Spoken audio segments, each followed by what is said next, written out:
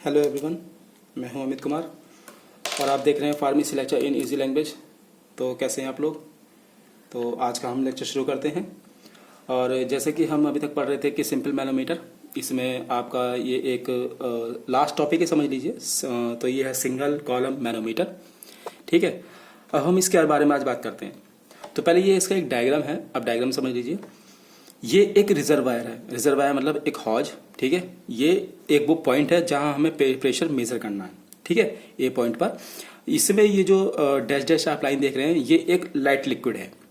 ठीक है, वहीं इस रिजर्वायर के साथ ये एक ट्यूब जुड़ी हुई है वर्टिकल शेप में। इसमें जो लिक्विड है वो आपका एक हैवी लिक्विड है। ठीक है, एक्स एक्स ये एक डेटम लाइन है, माना कि इसका रिजर्वायर का एक मिड पॉइंट। ठीक है, ये एक एक्स एक्स है। इस पॉइंट से जहां से हमें मेजर करना है और इस एक्स एक्स तक की जो डिस्टेंस है वो हमारी h1 हमने मेजर करी है। ठीक है, क्योंकि ये हैवी लिक्विड है तो ये इस कॉलम में एक यहाँ तक भरा हुआ है। ठीक है, तो यहाँ से और इस एक्स एक्स तक की जो लिमिट वो डिस्टेंस है वो आपकी h2 है। ठीक है, लिक्विड रो1 की डेंसिटी हमने रो1 मान ली, लिक्विड जो हैवी लिक्विड हमारा उसकी डेंसिटी हमने रो2 मान ली। ठीक है, अब क्योंकि ये लाइट लिक्विड है तो इसलिए ये ऊपर रहेगा और ये हैवी लिक्विड है इसलिए नीचे रहेगा।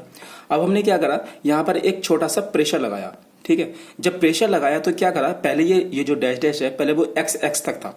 ठीक है, ये जो लाइट लिक्विड हमारा यहाँ तक था और जो हैवी लिक्विड है वो हमारा इस एक्स एक्स से नीचे शुरू होता है। अब जैसे ही हमने यहाँ पर प्रेशर लगाया तो क्या हुआ, प्रेशर के कारण ये जो लाइट लिक्विड है इसने हैवी लिक्विड पर थोड़ा सा एक फोर्स लगाया जिससे हैवी लिक्विड थोड़ा सा नीचे आ गया। ये एक माना कि ये वाई वाई तक आ गया, तो एक्स और वाई के बीच की जो डिस्टेंस है वो उसको हमने डेल्टा एच मान लिया, यानी कि वो डेल्टा एच हाइट थोड़ा सा नीचे आ गया। ऑब्वियसली बात है, जब आप किसी चीज पर प्रेशर लगाओगे तो जो नीचे वाली चीज तो वो तो नीचे खसकेगी ना। ठीक है, तो वही हुआ कि जैसे हमने एक लाइट लिक्विड पर यहाँ पर एक प्रेशर लगाया तो जो हैवी लिक्विड है वो थोड़ा सा नीचे खसक गया। ठीक है, नीचे खसकने के बाद वो यहाँ पर भी थोड़ा सा ऊपर चढ़ेगा, तो यहाँ से और एक्स एक्स तक की डिस्टेंस हमारी h2। ठीक है, अब हम आते हैं डेरिवेशन पर। तो जैसे कि ये पहले मैं आपको बता चुका हूं कि h1 जो है वो a से लेके x x तक की डिस्टेंस है, h2 जो है वो यहाँ से और x x तक की डिस्टेंस है। ठीक है, जो a पर पॉइंट है उस पर हमने प्रेशर मान लिया PA। जो इस रिजर्वायर का एरिया है जिसको हम हौज बोलते हैं या एक क्या बोल सकते हैं, इसको कंटेनर बोल सकते हैं। तो इस कंटेनर या रिजर्वायर का जो एरिया है वो हमने कैपिटल A माना। ठीक है, इस ट्यूब का, ये जो ट्यूब है हमारी, इस ट्यूब का हमने माना एरिया स्मॉल a। ठीक है, अच्छा, रो1 डेंसिटी लाइट लिक्विड की, रो2 डेंसिटी हैवी लिक्विड की। अब हम क्या करते हैं कि heavy liquid level rise due to fall heavy liquid in reservoir. जैसे कि मैं आपको पहले बता चुका हूं कि जैसे ही हम एक लाइट लिक्विड पर प्रेशर लगाएंगे तो वो क्या होगा, थोड़ा सा वो नीचे खसक जाएगा। ठीक है, ओके।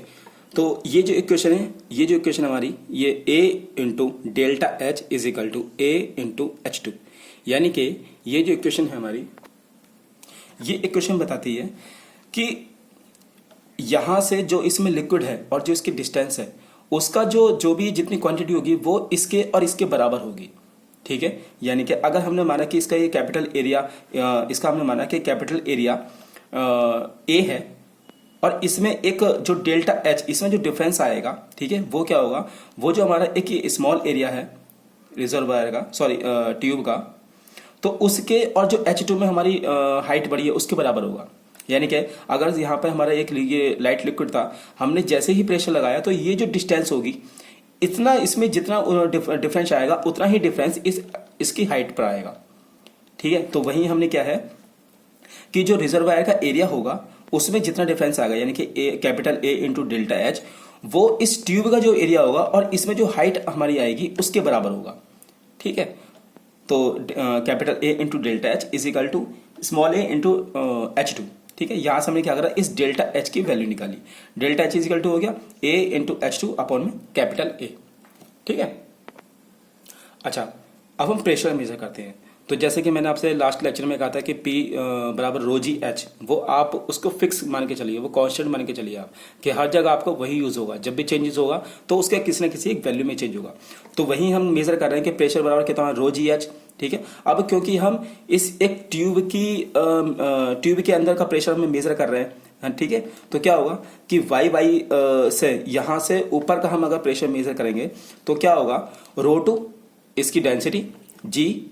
अच्छा, अब क्योंकि हम वाई वाई से ऊपर मेजर कर रहे हैं तो एच टू तो हमारे यहाँ तक आ गया, इस हाइट से लेके एक्स एक्स तक की डिस्टेंस, और एक्स से वाई की डिस्टेंस हमारी डेल्टा एच आ गई, ठीक है। तो वही हमने क्या हुआ, वो ऐड होगा, यानी कि जो राइट इस ट्यूब में जो प्रेशर होगा वो क्या होगा, rho two into G into delta H plus H, यानी कि यहां से लेके और वाई वाई तक की distance H two plus delta H, ठीक है। ऐसे ही अब हम एक लेफ्ट लिम्ब में मेजर करेंगे तो क्या होगा, इस वाले लिम्ब में रो जी एच से तो रो वन हो गया, लाइट आपकी जो लाइट लिक्विड उसकी डेंसिटी इंटू जी इंटू यहां से एक्स एस तक की डिस्टेंस एच और एक्स और वाई की डिस्टेंस डेल्टा एच, ठीक है। तो यहां पे क्या होगा कि रो जी और एच में क्या होगा, H one plus delta H.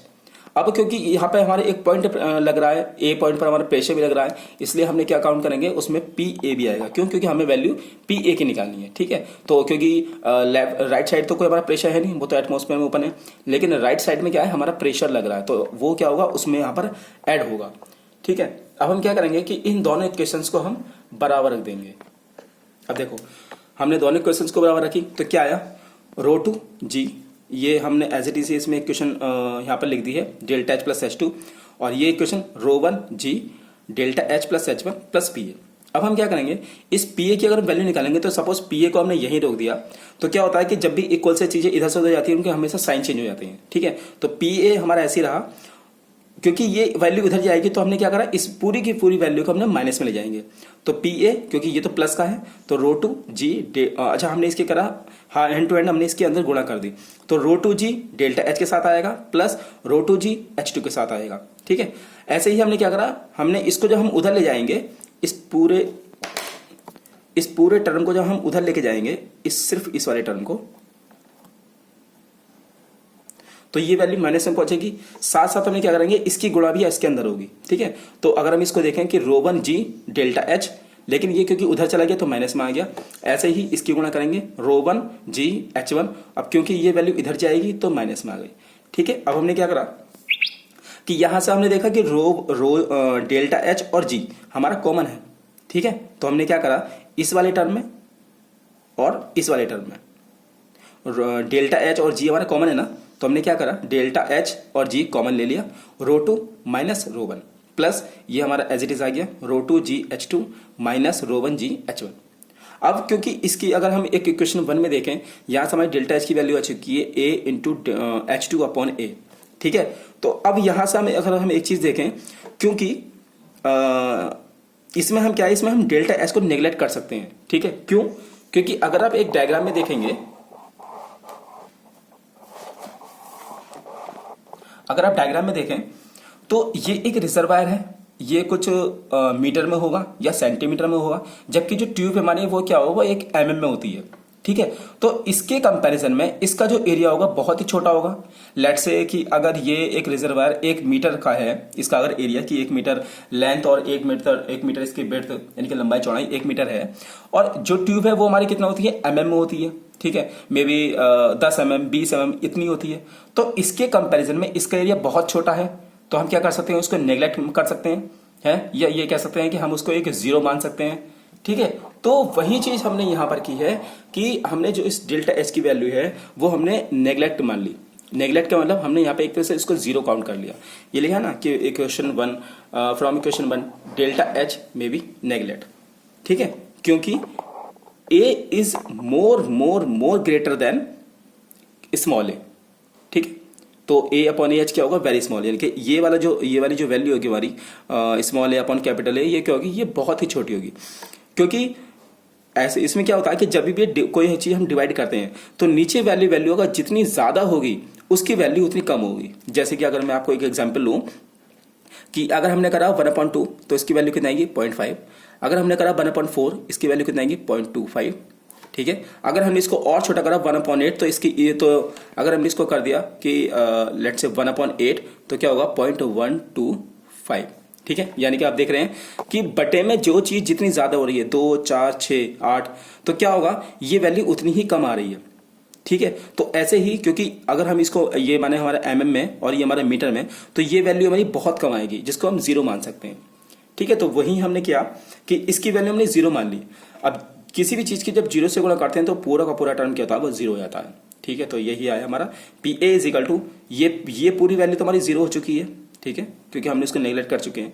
तो क्या बचा हमारा, ρ2 H2 G minus ρ1 G H1। यानी कि इस फॉर्मूले का मतलब क्या निकल के आया, इस फॉर्मूले का मतलब ये निकल के आया कि जब भी हम किसी एक पॉइंट पर प्रेशर लगाएंगे तो दोनों की डेंसिटी और दोनों की हाइट पे डिपेंड करेगा, क्योंकि जी तो इसमें से कॉमन है। ठीक है, जी तो इसमें से हमारा कॉमन है। तो अगर हम इसमें से इसको देखें तो क्या होगा कि इसका जो लिक्विड है उसमें कौन सा लिक्विड भरा, उसकी क्या डेंसिटी है। इसमें जो लिक्विड भरा हुआ है हैवी डेंसिटी, उसकी डेंसिटी क्या है, जो एक डेटम लाइन है x वहां तक जो लाइट लिक्विड है हमारा, उसकी हाइट कितनी आती है, और ये जो कॉलम है, इस कॉलम में हमारा जो हैवी लिक्विड है वो प्रेशर लगाने के कारण कितना ऊपर जाता है, ये सारी चीजें हमारा उसी पे डिपेंड करती हैं। ठीक है, तो पी ए इजिकल टू आ गया ρ2 H2G माइनस ρ1 H1G। ρ2 इसलिए करा है क्योंकि ρ2 क्या है, एक हमारा हैवी लिक्विड है, और हैवी लिक्विड की डेंसिटी हमेशा ज्यादा होगी। ठीक है, अच्छा, इसी के साथ हम एक चीज और मेजर कर